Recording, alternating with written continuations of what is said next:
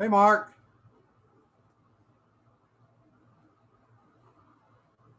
Your audio is muted. It was unmuted until you logged in. You know, you got to have the settings just right, right? I know, and they seem to change occasionally without much logic. I haven't quite figured it out, but I can always blame Brady, my intern. So I'm happy for that. I think Brady would take offense at that, but he's okay. No, he knows. He knows. I call him. He's my Michael J. Fox. He's like this little guy that just squared away, knows everything. It's really funny. He's a great guy. Is he on track to graduate this year, or does he have an extra semester this year? I'm not 100% sure. I think he's graduating this year. Okay. Yeah, he's interesting. He's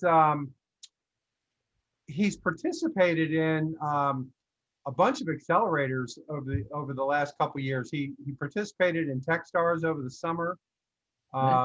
He participated in Harvard's program. Another one I think out of Northwestern. He's really eager to learn, and I think his goal is to get into Ivy League business school. He's a smart kid. Yeah, and so he's been going to some sessions. I guess they have sessions, and I guess several. Oh, here comes Brady now. Hey, Brady. Hey, Brady. We're actually talking about you at the moment. So anyway, I'll let Brady jump in if he wants, but he's been going to these sessions for MBA school where they offer admittance, but then they allow you to work for a couple years before actually starting school. Do I have that right, Brady? Yeah, you do. Sorry, I'm in my car right now too, so if there's any breakup. Yeah, close your sunroof. The sun is blocking your beautiful face. I got you. You better not be driving, Brady. No, I'm parked at Chick-fil-A waiting on lunch. This line was insane. I thought I'd be able to grab it in 30 minutes, but I'm still waiting. So, curbside delivery. As always. Well, but you would think you're in line to vote or something. No,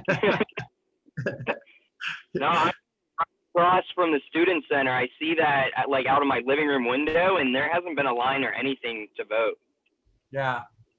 Yeah, my wife worked in Lenore County on Saturday at a site, and she said there was maybe somebody every 15 minutes or so, no line whatsoever at that particular location. So I thought that was kind of interesting. It'll get worse as it gets a little closer to November. Yeah, I think you know, the more populated areas I think have longer lines from what I can tell.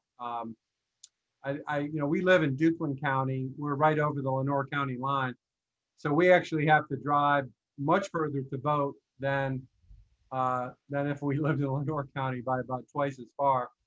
So we're probably, I'm going to do the mail-in is my plan. I think the Pink Hill Post Office will get it to Kenansville safely. Good. Yeah.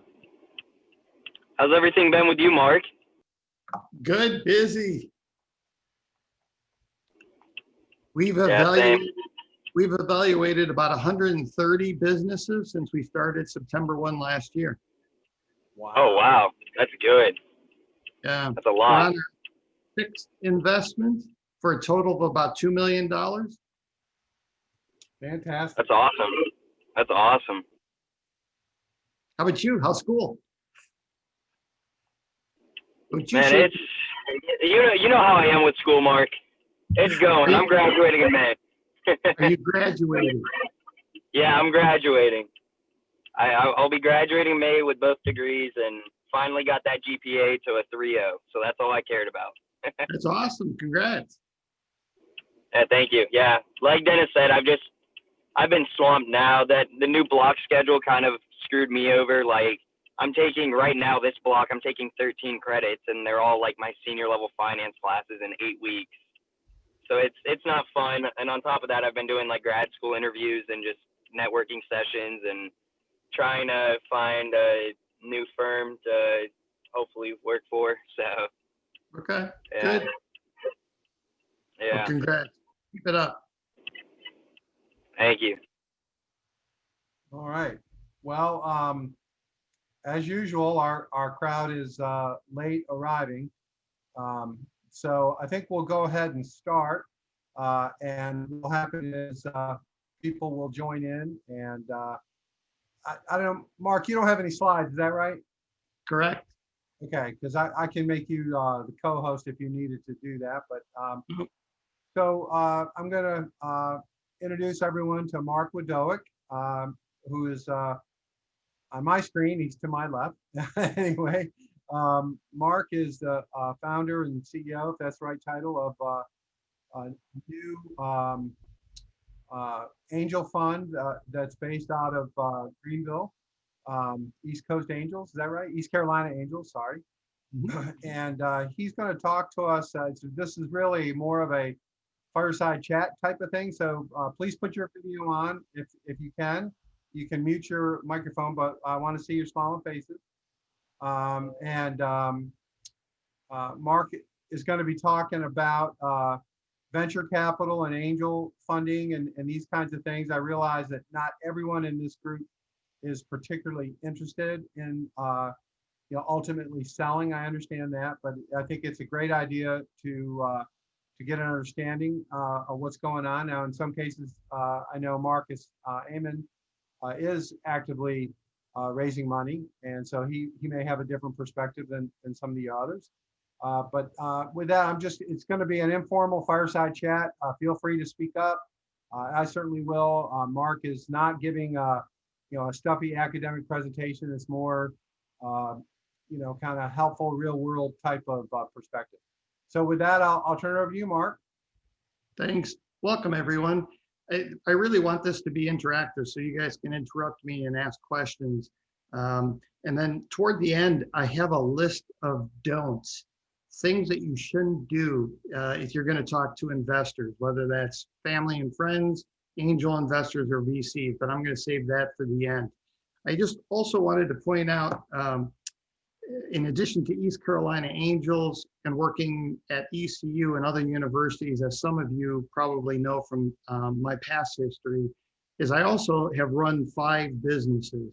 The largest business that I ran was a high-tech company in Colorado that was a $50 million business, 125 employees.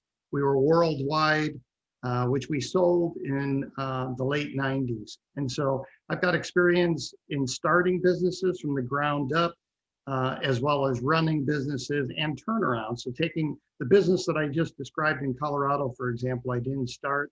When I took it over, the company was losing $1.5 million a month.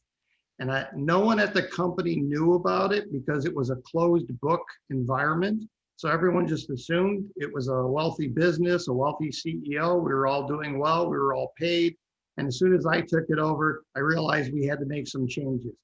And so we were able to turn that company around in 9 months. We got it to cash break even. We broke it apart and sold it. And so it's good for investors to have that operational experience, but I'm welcome to answer any questions you have about running businesses as well. Today's environment, as you know, is different. Post-COVID, it's interesting because East Carolina Angels, which is an angel investor network, meets once a month with all the other investors in North Carolina, South Carolina, and Virginia. We have a conference call. We talk about deal flow, opportunities, issues. And so I get to hear I get a good feel for what's happening out there, what people are concerned about, what companies are looking for money, how evaluations changed, and so forth. And initially, when the market crashed, everyone pulled back. And so investors were scared. Nobody was putting money in. Companies weren't even raising money because they weren't sure what they were going to do. As things started to settle out, what we're seeing is that it's a little bit like 2008, 2009, after the recession there, is a lot of people who have been thinking about starting businesses just suddenly decided the timing was right, whether they were laid off from their jobs, whether they've been thinking about it for a long time and finally decided to commit. It was the impetus to kind of get them started. And so we saw a lot more business starts then, and we're seeing that now. I was telling Brady, who's waiting for his food, that East Carolina Angels has evaluated 125 businesses over the last year. We're relatively new. We got started September 1 of last year. We've made 5 investments. We're making a 6th for a total of about $2 million. It's not a fund though. And so one of the things I wanted to describe to you is the different sources of money out there. Most of you are familiar with friends and family. That tends to be the first money into any company. And then after that, it tends to be angel investment money. And that could be from individuals. It could be in North Carolina, there are 4 angel investor networks. And what those are investment clubs where accredited investors come together to evaluate deals and opportunities. And all it takes is one member to be interested in the company. And then it can work through due diligence. If that looks good, negotiate a deal and put money into the company. It's good and it's bad from the perspective of it's good from the investor side, because if I'm an investor in East Carolina Angels and I don't like Taylor's business, for example, which I do, by the way, but if I didn't, I wouldn't have to put money into it. In a pooled investment fund, which is like a venture fund, you have a general partner or a managing partner that invests in companies and makes the decisions on behalf of everyone who put money into the fund. And so you're kind of at the mercy of the abilities, if you will, or capabilities of that investment group. And so you've got these different groups out there. There's an angel investor network associated with Duke. There's one associated with UNC. There's one associated with NC State, and then ECU is East Carolina Angels. So that's kind of the broad-based, here I am. This I understand, and I really appreciate what Dennis has put together with Accelerate NC. That's exciting. East Carolina University, I'm so thrilled to see the quality of the companies and the students that are affiliated with that university. It was interesting because a fund in North Carolina was putting together a pitch competition not too long ago, and they said they sent it out to all the universities. So I asked who they sent it to at ECU, and they acted like they hadn't even heard of the university before. So I had to do a little bit of correction with them so they knew ECU should be at the top of their list. And so Dr. Mike Harris is going to be contacting them to make sure that they're aware of things. So, I think we all have to work together to get that word out about ECU. But in any case, I don't want to keep talking. Let's just open it up for questions. I want to keep this as informal as possible. You guys ask me any questions you want. So the company was losing 1.5 million per month, and you were able to get them to break even in 9 months. That's crazy. Yeah, it was a shock. We had to do a number of things, as you can imagine. We had 125 employees. Unfortunately, had to knock that down to 30 employees. That was not pleasant. We had to get rid of all the vendor agreements that we had to buy supplies at a very high premium. And we started to produce products, supplies ourselves in order to save money. We started to ramp up sales dramatically. And then we formed some partnerships to drive that up even more. So what the thing I found out was tops down management is not the way to go. You can't keep your employees kind of hidden, and oblivious of what's going on with the company. You always have to get them involved, because what we found out was as soon as we opened the books to everyone, we had one PhD employee who was doing testing. And he told me early on, he's only going to do testing. That's what he was hired for. And then when we showed him the books and how much we were losing, he's like, Mark, what can I do? I'll put, product into boxes. I'll come in on a weekend. I'll do whatever it takes. That's the kind of operation that you want with a startup company. And so the open book technique works well. Cool. Good job. Marcus, Marcus is in the process of raising money. What do you have for Marcus? Mark Marcus. Well, I've talked to Mark before, a couple of times. So Yep. he's always had some great advice, and I think I attach him on my monthly investor updates. We're getting ready to launch our crowdfunding raise, and we're doing a thing called a side by side, which allows us to talk to private investors as well. When you back to that first comment you just made, or that comment you just made about opening it up to all of your employees, do you mean letting them see where the company stands financially? I mean, I do that with my salespeople, where we stand at on the sales front, but they don't necessarily know how much capital we have in the bank. Is that what you were referring to?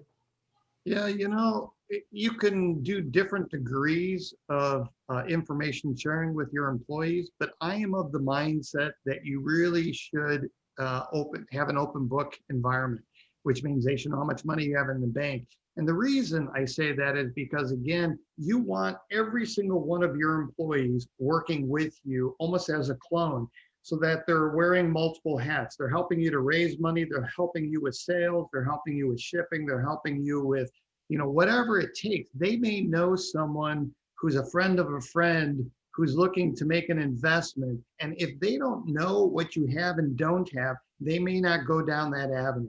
So what I have found over time is the family that you build with a startup company, the more information that you can share, the more productive they are, the more willing they are to stay with you in tough times, and then also in the good times.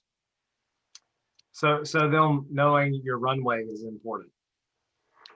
Yeah, I think that's one of the things that was the hardest. And you're going to have, when I had 125 employees, and when I first took over that business, and I opened up the books to everyone, the attrition that had to occur to get to cash break even wasn't all layoffs, because there are going to be some people who see that and say, holy crap, I got to go get a job somewhere else. And they do. And so we had a few people that just left the company, and that's fine. That's what you want. You want the group that's willing to roll up their sleeves and do whatever it takes to get the job done. That's really what a startup company is. If somebody's looking for a 9 to 5, and they want to know how much vacation time you're going to get, is that the type of employee you want with Shift Auto? You want somebody who's willing to do whatever it takes. Yeah. Okay, good. Well, we're going to change that then. Well, they don't currently know our runway, but they know based off of the urgency that we come with that, look, this is what needs to happen. But I guess it's easier to let somebody go too if they see what your runway is and they're not producing, so they know you have to make that decision. Absolutely. I think a lot of it depends on the kind of organization that you have. So I set up a company when I was pretty young and built it up, and we dealt with boards of directors of large financial institutions and utilities, mostly in the Mid-Atlantic. And we were relatively successful, and we were acquired by a much larger company that operated on a national basis in the same markets. And I actually became president of that company, which was scary. But the company that acquired us was a closed shop. Nobody had any idea how much money was going around. And one of the things my team was able to do by coming to the table, because we had always been open, mostly because it was all my family. So they kind of knew anyway, but we were able to change the culture of the larger company. And interestingly, one of the outcomes of that was we were able to increase sales by 4 times. And part of that came from some of the individuals that were in this company actually had incredible relationships with bank CEOs and other people that were right up our alley. So we actually dramatically increased our pipeline just by, and we didn't get into heavy detail. It was more a summary.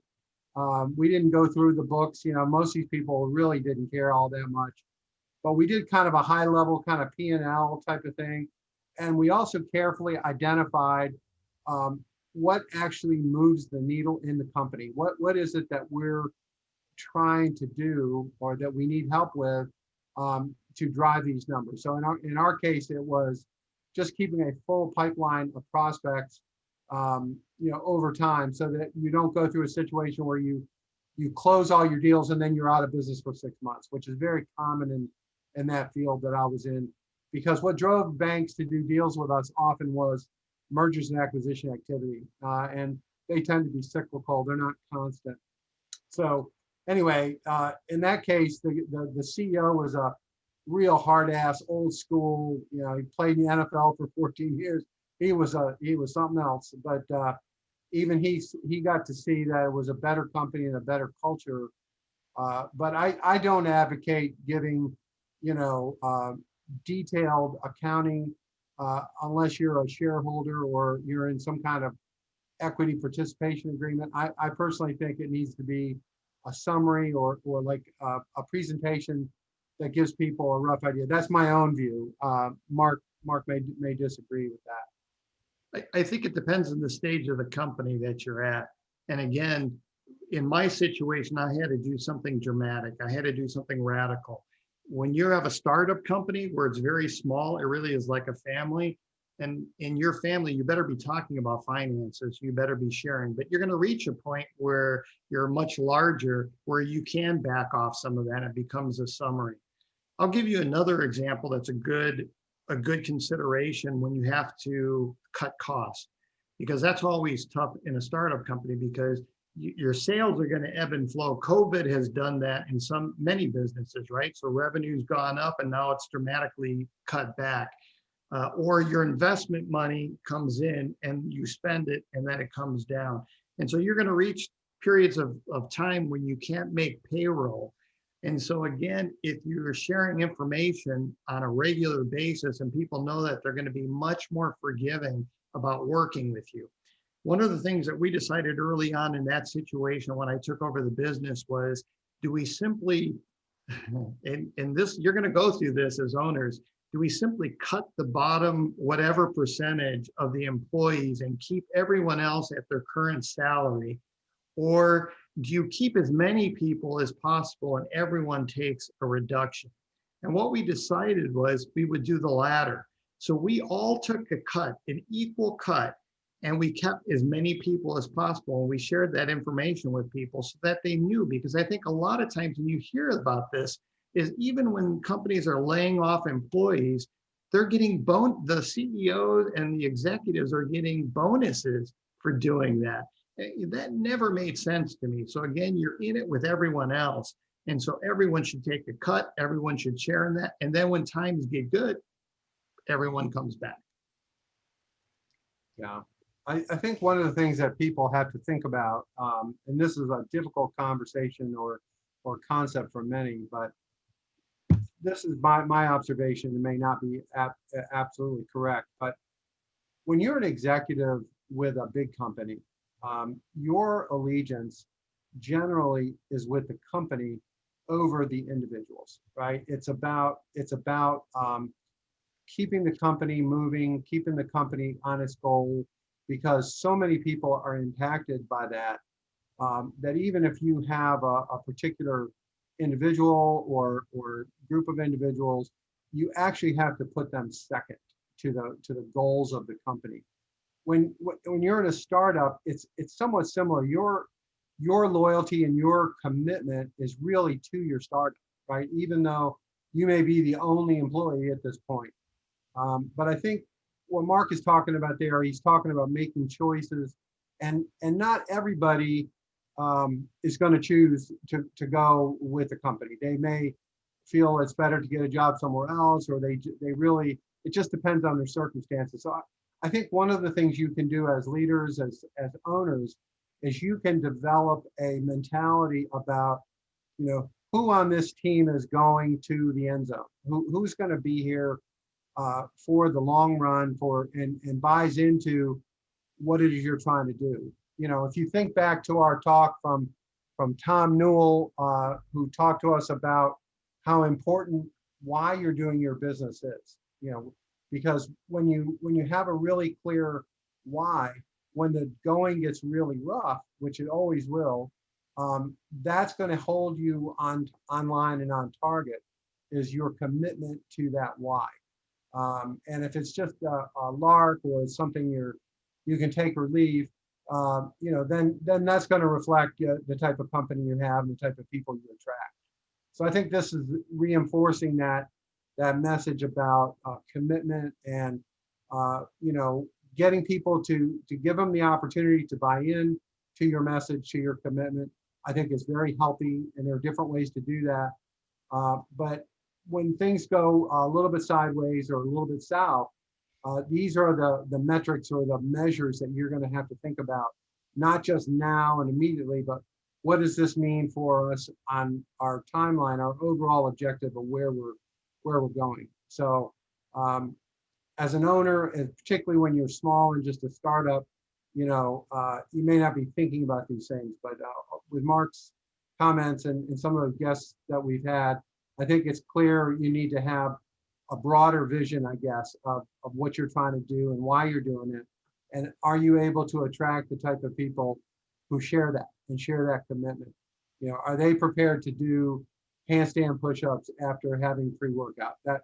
That's really the question that we have to ask, right, Sawyer? Yeah. It's interesting, but HR plays in so heavily in a startup company, and I know some of you have experienced this already, but in a large company, a bad hire can be overlooked like that, and you can get rid of it quickly, you can solve it, it isn't a drag on the business. In a small business, if you hire the wrong person, you could shut your business down. And so hiring becomes super critical. Knowing how to get rid of someone is important. And so everyone assumes you've got a good team to begin with, but that's not the case, because you can't just go out and hire the people that you know. And sometimes it's not even smart to do that. I know so many people who hire their brothers and sisters, for example, or their, some other family member, thinking they know the person and it's going to work out really well. Well, guess what? If it doesn't work out, that's one of the hardest situations to get out of, because they're family. So you really have to be careful about who you hire into your business at a very early stage. Mark, do you have any thoughts on how you fire someone? You want to talk about that? Yeah, it depends on, again, use the word fire. In today's environment, most people won't even use that word, right? It's workforce reduction, it's layoff, it's re-engineering. Companies come up with all different kinds of terms, but the end result is the same. It's when you're trying to let someone go who's not being as productive as they can be. So a couple of things is, one, always remember, no matter the quality of the individual, they're still an individual. And so you have to show respect to them. That's number one. Number two, there is something to be said about doing things quickly, because I've seen bad situations happen where you think that if you work the situation out slowly, it helps the individual out and it helps you out, because you feel better about, kind of tapering that individual down.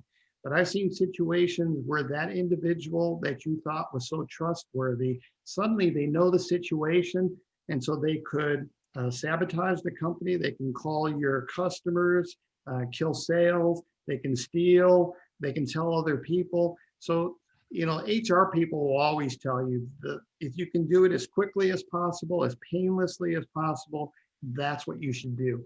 One of the tactics that I always use is, if you think there is some inherent value in that individual, they may not be right for your company, but if you see that inherent value and they would be a good fit somewhere else, help them to get a job somewhere else. I'm not saying you're pawning off a problem on someone else. That's a different situation. I'm saying look for that inherent value, because they probably have value to someone else. You just have to identify it and then help connect it. Mark, in your experience, with East Carolina in particular, do you have any comments about kind of the mix of startups or the types of companies that our region is producing, and maybe some things you'd like to see? in the area?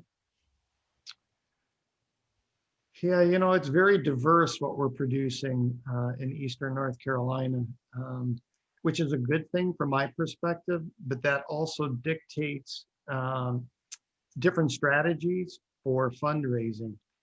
I don't think angel investments and VC investments are for everyone, not for every business. I see a lot of what I would call mom and pop businesses or Main Street businesses that come to us looking for money. And, one of the things that's extremely important to an investor is what?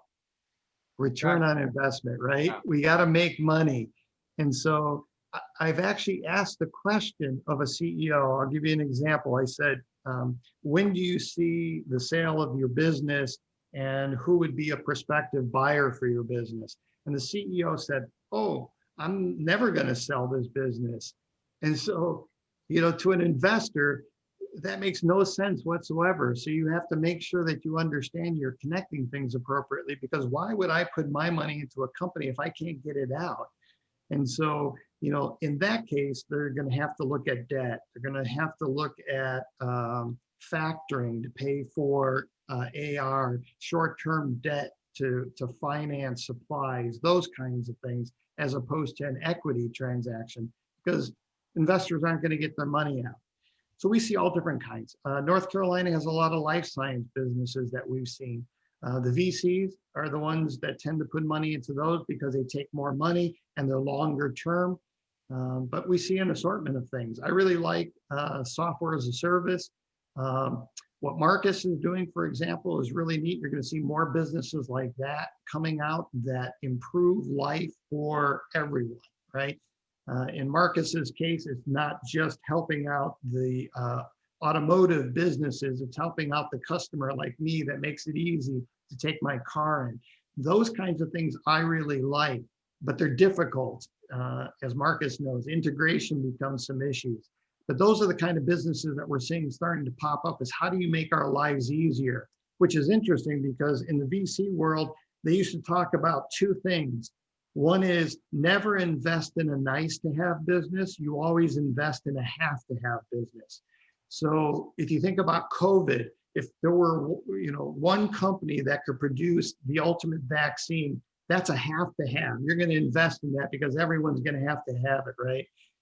If you're a company that's making a slight improvement on something, that's probably a nice to have. So VCs aren't going to put money into that.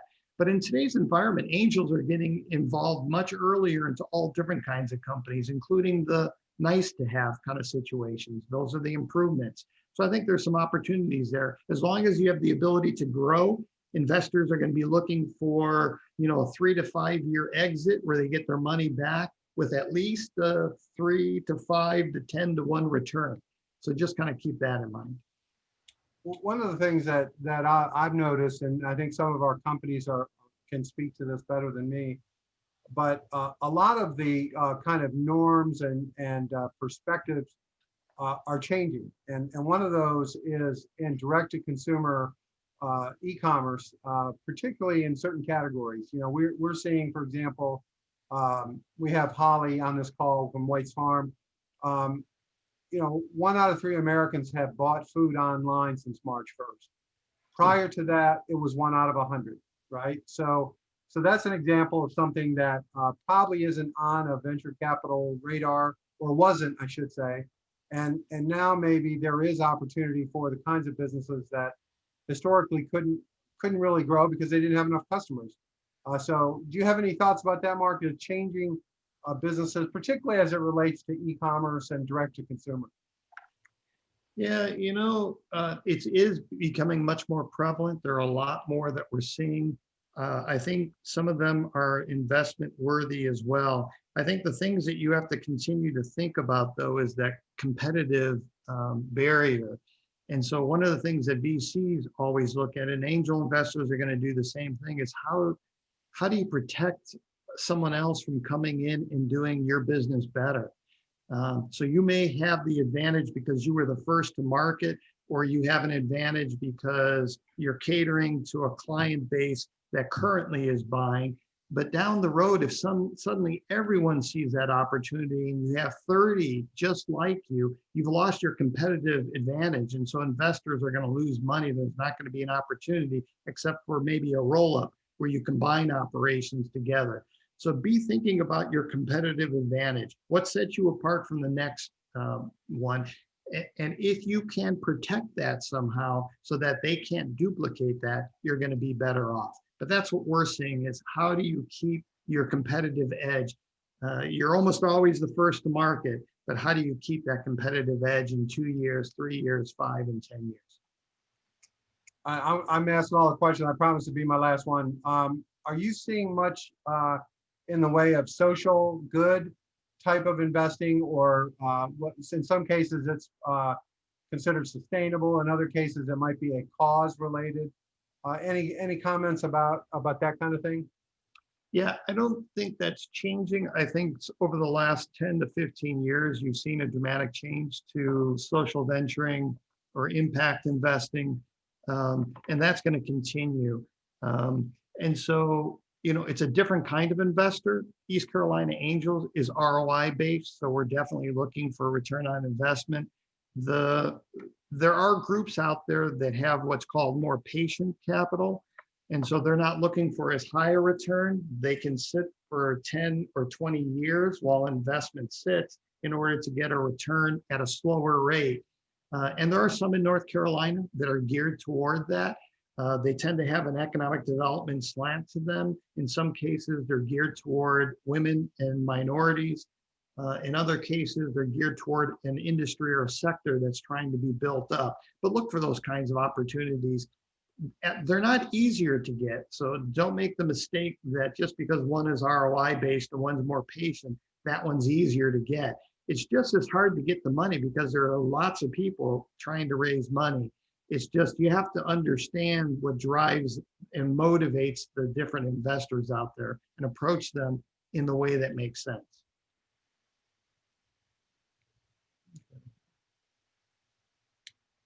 How about debt versus equity? Any feelings about that? We're seeing more debt deals than I would have thought, and we're participating in them as well.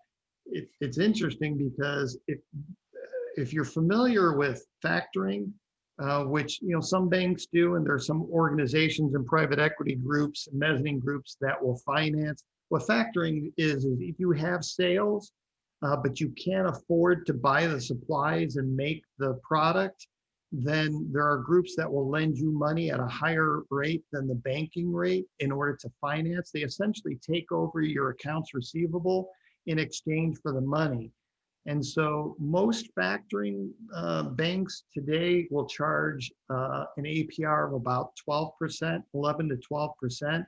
So it sounds like a lot, but if your sales, and we've seen businesses, I just saw one the other day where they're increasing sales at a 4-to-1 year over year rate, and they can't keep up with the front end of being able to buy and produce the product to meet the demand. And so they're willing to go to groups and pay 12% APR to finance that because they're making their money with the hopes that they're going to drive this to $100 million business and they're going to sell out and pay everyone back. So it's an interesting kind of world that we're seeing where people are willing to pay a little bit more for debt just simply because they don't want to give up the equity or it's readily available. Is it generally true that debt is more accessible than equity in your experience? Yes, and again, depends on the opportunity. I think there's always money available for equity for the right opportunities. And we see more groups that are making investments. So it's not like 2009 where no one was making investments. I can remember talking to a VC that had just locked down $400 million in Colorado. And his response was, I don't need to make any investments. I'm making my management fee. I'll wait for other people to have money before I'll make investments. That's not what we're seeing. We're seeing money going out the door. And so there's money available for debt. There's money available for equity. And Marcus talked about crowdfunding. That's an important one that I will always mention to people because I think people forget about it. They remember the days of the the philanthropic side of crowdfunding, like Kickstarter, where people donated money essentially to the company.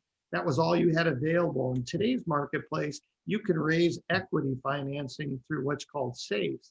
You can do that through crowdfundingnc.org. You can do that through republic.co. There are a number of groups out there, but the terms are much more amenable to the company than they are to the investor. And there are all kinds of companies raising money through that avenue. So that's something to keep in mind as well. Could, Hey, could you comment? Go ahead. Go ahead, Marcus. Sorry.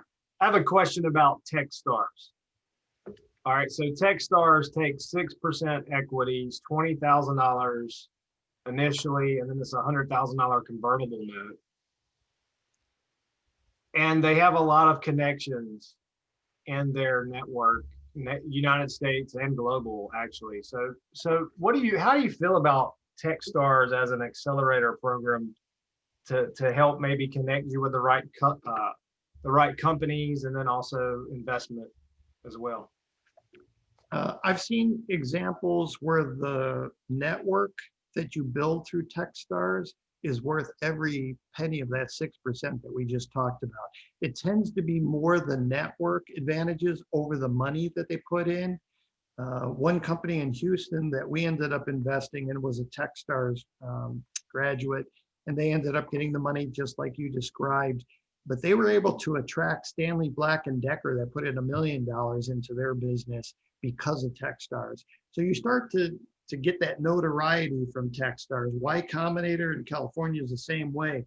Those are well-known groups with the cachet to help you raise money. Now, I've seen situations where people have gone through the process, been successful in Techstars, and didn't leverage that.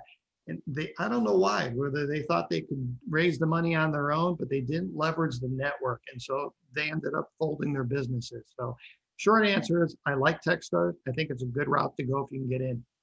Yeah, we're a finalist in one of their cities that they're having a program in. And I mean, always being able to attach a Techstars company to your name I thought was pretty valuable.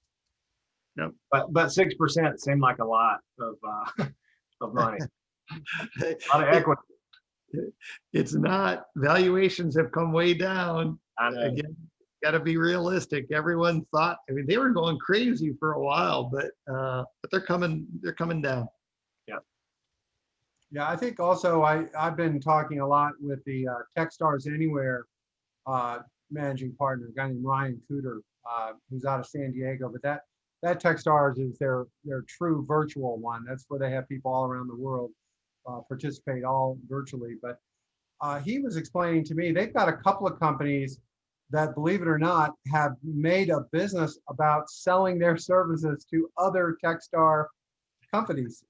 This one company has sold over 200 Techstar alums companies with their service, and it's their primary money is from people they connected with through Techstars, who then become customers for their service. So I never thought about that, but that's another example of how you might be able to leverage the network.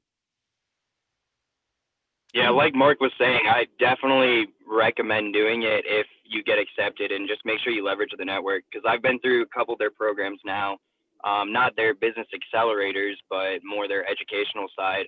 But I'm connected with a lot of the Techstar alumni, and there's one guy, Gary Cooper, who's the founder of Reaply, that just went through it 2 years ago, I believe. And he couldn't get any investments prior to going through Techstars, and then the branding of Techstars with his company and the network now, he's gone through 4 new raises or something like that. Since then, it's really beneficial.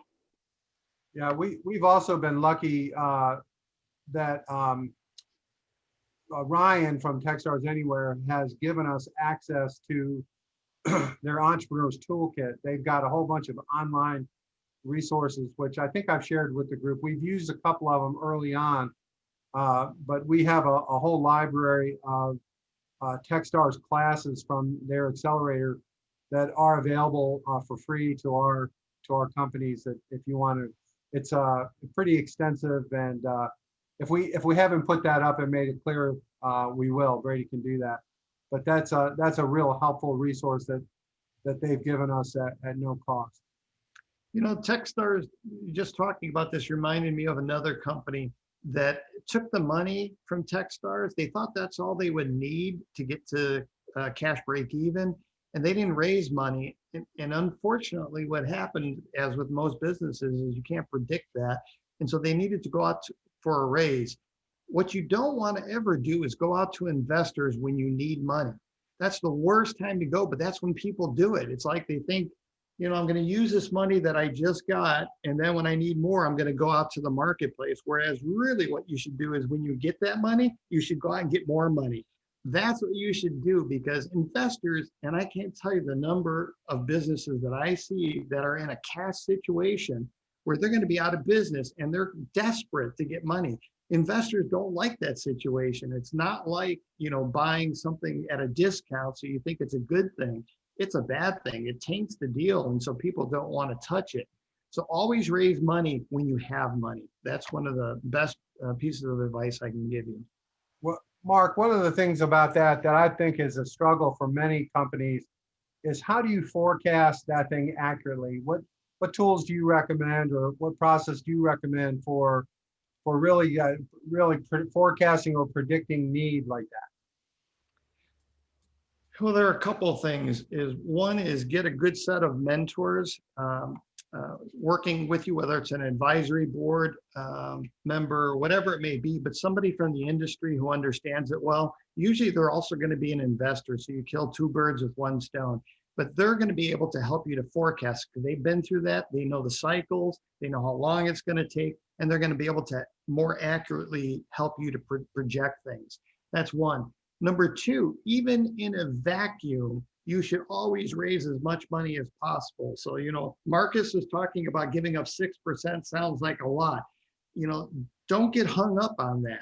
In the early stage, you're better off giving away a chunk of your business for a lot of cash and have it in the bank so you can ride out things like recessions. Nobody could have predicted a pandemic, right? So you're never going to go wrong with money in the bank. So always raise as much as possible, and then watch that cash burn rate and determine when you're going to need the next tranche of investment. Okay. One of the guys I'm talking to that hopefully I can get to present to us and give us access is he's a recent Techstars graduate. He's got a company that basically does forecasting. And he's the guy who sold over 200 Techstars companies are using his software to do forecasting. Apparently it's really cool and easy to use even for non-accounting and non-financial people. So we are chatting with them, and I hope to be able to put something together for that before too long. Good. Other questions? Anyone else? All right, let me just roll through my list that I generated of don'ts when you talk to investors. And this isn't comprehensive and it's not in any order. The first one is don't dress poorly. And that sounds crazy in today's environment. And I'm sitting here wearing a Pirates shirt, but as an investor, I can do whatever I want. I'm the one with the money. If you're looking for money, you better look sharp. Looks matter.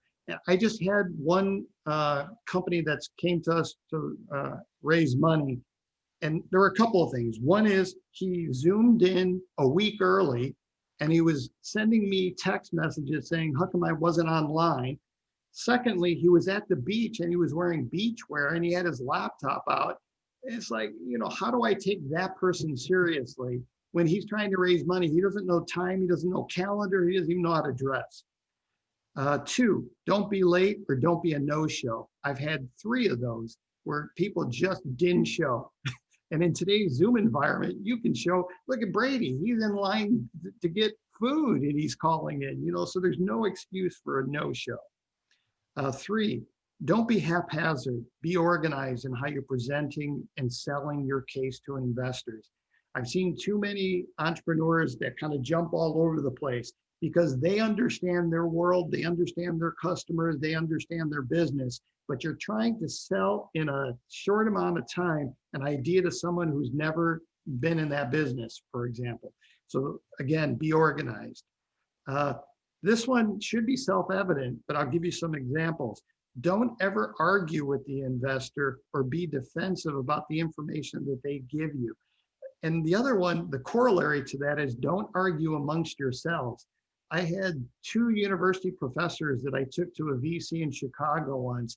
And as the one professor was presenting, the other one started to argue with the professor who was presenting. And they started to scream and shout at each other. And the VCs are looking around like, what are you doing? You know, that's horrible. Don't ever get into that situation. We talked about nice to have versus have to have. If you can do a have to have business, that's going to be better off for raising money. Another don't do is don't name drop or over exaggerate. I see too many entrepreneurs that think they have to say they know Brad Feld or they know, somebody else. Don't do that unless you really know that individual, because we can follow up very easily. Confidence is good, but not overconfidence. Always follow up. I've seen people who have presented to us and then I never hear from them again. They're not going to be serious. Don't make it hard for an investor to access your data. I had one CEO who sent me, what's it called? Calendly? Yeah. Where you can, and he's telling me I've got to schedule something against his schedule to find a time. I'm not going to do that. Make it easy for me. Don't make it hard. Don't make me chase the information. Remember, I'm the one that's got the folks with the money. Again, this sounds simple, but don't answer your phone in the middle of that conversation. This is the same with interviewing for a job. If you're trying to raise money and you're answering your phone, don't do it. If somebody asks you a question you don't know, there are several groups, and if you read Entrepreneur Magazine or Inc., sometimes they'll tell you to stretch the truth, or they don't say lie, but they say to make yourself sound bigger. That's different than what I'm going to tell you. Is if you don't know an answer to a question, don't lie and don't wing it, because we'll figure it out, and that's going to make you look bad. You just say you don't know, and that you'll follow up with an answer later. Don't assume that investors have patience. You essentially have one shot to raise money. So if you do a poor job the first time, you're probably not going to have a chance to come back. Just remember that. I already told you about raising money after you bring money in, and that includes grants. So if you can go out and get money that's non-dilutive from economic development groups, from your suppliers, from other organizations, maybe even the university, go out and raise money once you have that money in the bank. I've also had businesses that have told me there's no competition, no competitors. Don't ever do that. There's always competition. It may not be exactly what you do. There are always going to be competitors. Not only that, but no one wants to invest in the first one into something because we don't know if there's a market for it. If there are competitors that are doing well, as an investor, we're going to like that. That's not a bad thing. I've also had entrepreneurs who have told me that they've talked to hundreds and thousands of investors. Is that a good thing if you're trying to raise money? No, because that tells you haven't been able to raise money. So even if you have talked to thousands of investors, don't tell me that. Pretend like I'm the first one, because I don't want to know that you haven't been able to raise money. And the last one is just be yourselves. So that's my list. I really appreciate that. I'll share a story. I was on a board of a university, and we had on the board, we had a number of people who were very senior at companies that a lot of our students wanted to work at. And one of them was Goldman Sachs, and we had the managing partner of Goldman Sachs on our board. And we had another guy from Arthur Anderson at that time. And they asked our dean, could they make a presentation to our board? And the dean said, yeah, sure, right. He didn't know what was going on. And in the room, we had all of us on the board, and we had all the professors around the outside listening in.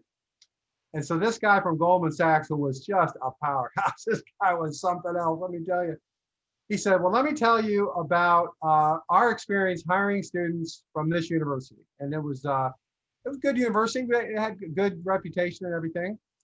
And he said that when students, and he goes, keep in mind, we're Goldman Sachs and we're only talking to your 4.0 students. He goes, I cannot imagine the people who are talking to the 2.0 students, but let me just continue. So the professors are really getting antsy around the room. And he goes, when people show up at Goldman Sachs for an interview, he goes, in general, if I had to generalize, the women are pretty much ready to go. They're wearing a suit. They've done a little bit of work. They know a little bit about me or whoever it is that they're interviewing with.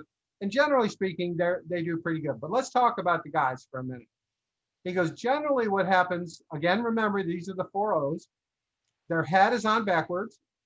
They do not have a tie or some version of that, or they have, they're wearing flip-flops. He said, I pretty much have seen it all. And he goes, so we have a rule at Goldman Sachs that you as an alumni are not allowed to talk to anyone from your school when they come to interview. It's just, it's one of the rules of Goldman Sachs, and everyone follows it except me. He goes, I can't follow it because no one will ever get hired from JMU unless I tell them the night before, you must wear a tie, you must not wear a hat backwards, et cetera, et cetera, et cetera. And the professors went nuts, right? They're saying, that's not true. So then all these guys on the board started speaking up, Lockheed Martin, Marriott. They also, oh yes, it's absolutely true. We struggle with it all the time. So there was no connection between graduating and no matter if they were an A or a C student and going out to these interviews, the professors had no idea that this was a problem that they were facing. So I appreciate Mark bringing up some of that stuff because it really is a problem. And raising money is not unlike, you know, going into a high-powered job either. So I think that's wonderful. Okay, well, anybody else have anything they want to add to the session? Okay, Sawyer? No, thank you for your time, though. Yeah, well, we appreciate it, Mark. And, you know, if you have a few extra dollars around, this group is, you know, we have opportunities for investing, no doubt. Well, if anyone does want to get a hold of me for anything, I'm happy to answer questions. Dennis knows how to get a hold of me as well as many of the other folks. So I am an entrepreneur in residence at the Miller School as well. So my contact information should be available there, but feel free to reach out. And best of luck to all of you. Thank you, Mark. Really appreciate you helping us out. Thank you for your time, Mark. Yeah, we'll see you tomorrow, same time, same station. All right, guys, you have a good day.